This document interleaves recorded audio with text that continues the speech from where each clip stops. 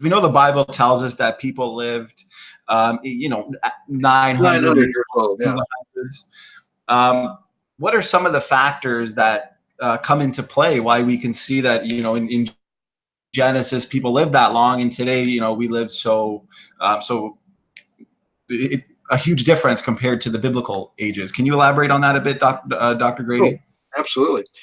I have a DVD that I produced available on our website, 900 Years Old question mark. I have a chapter in my book where I also write about it. That's Creation, Our Worldview. And they're all available at creationworldview.org. And what I show is 19 medical and scientific reasons which, taken in combination, would have allowed people to live to be 900 years old under the environmental conditions that we would have had prior to the flood. Now, we are only getting to be about 1/10 as old as we used to be. I mean, today you think of the old age in the 90s, it used to be in the 900s. If you take out two people, if you take out Enoch, who went alive to heaven, and you take out a guy named Lamech, who died young at 770, all the other men mentioned before the flood averaged 912, but a few of them were lasting 950. Today, we're only about 1/10 that, correct?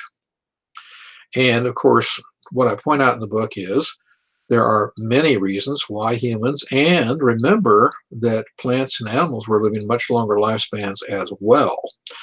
Remember that dinosaurs are reptiles. Reptiles never stop growing as long as they're alive.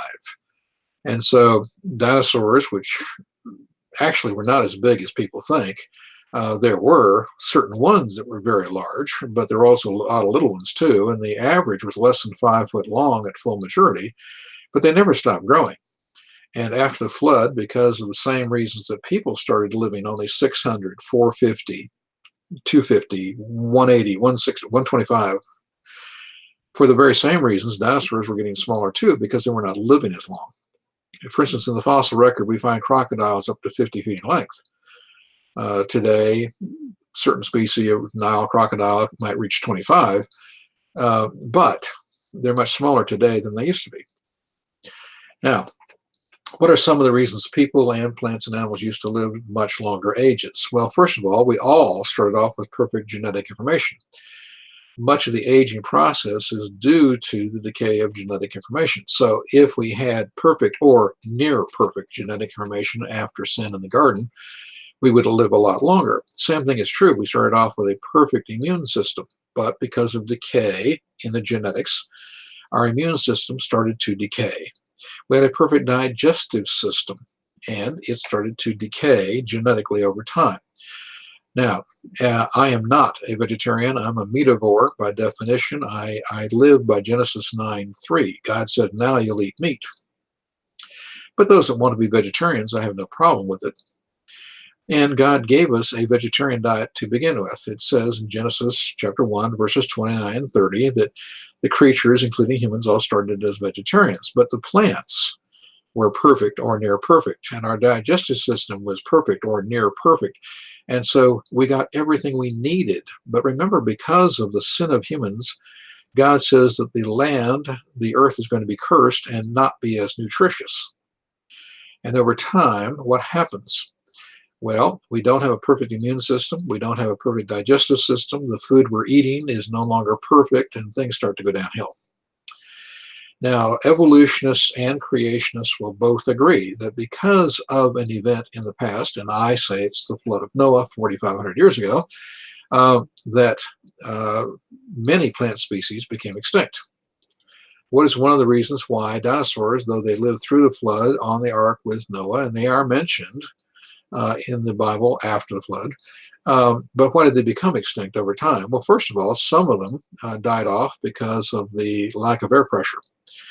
One reason people lived longer was we were living in a hyperbaric chamber before the flood. That hyperbaric chamber ceased to exist at the time of the flood.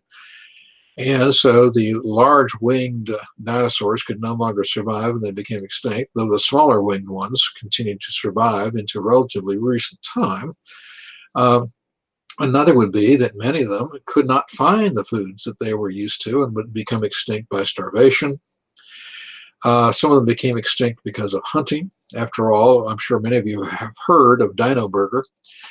at least if you've seen the Flintstones. So what happens? We have the stories of people fighting dragons, and of course, many of these stories are not mythological. The story of St. George and the Dragon is a real story. There was a real St. George in the 3rd century. He did battle a large reptile dinosaur. He did kill it. Now think about it. If you're a farmer in the 3rd century and you're making your living by growing crops, and you've got a vegetarian dragon that eats a lot, then you're not going to want to have him around. He's a nuisance. He's a pest.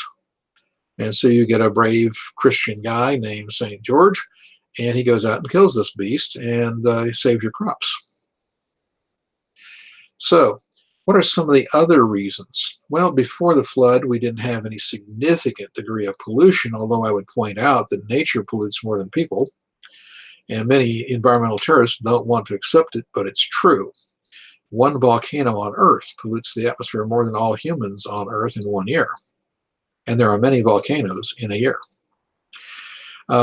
We didn't have significant volcanic activity. We didn't have significant earthquake activity before the flood, and people do die from those things. Even today, many people die from earthquakes. Not so much from volcanoes, although 57 people died at Mount St. Helens. It's from terminal stupidity. Now, tell that to the people at Pompeii. Tell that to the people at Herculaneum in 79, and you'll see the difference. But other things are going on as well. Population densities, for instance, stress levels go up over time as populations increase. And so there's many factors, and I list 19 of them myself. And I have a little offer to anybody listening to the program. If you can come up with the 20th after my 19, and if that 20th one is valid, I will add it to the book and give you credit. Ooh, I like that. I just did a debate on people living to 900 myself, and I might be able to add that for you. You take a look at my 19, either in the book or on the DVD, and if you can add a valid 20th one, I'll be more than happy to say this was added in such and such a year by such and such a person. And I absolutely will give you credit.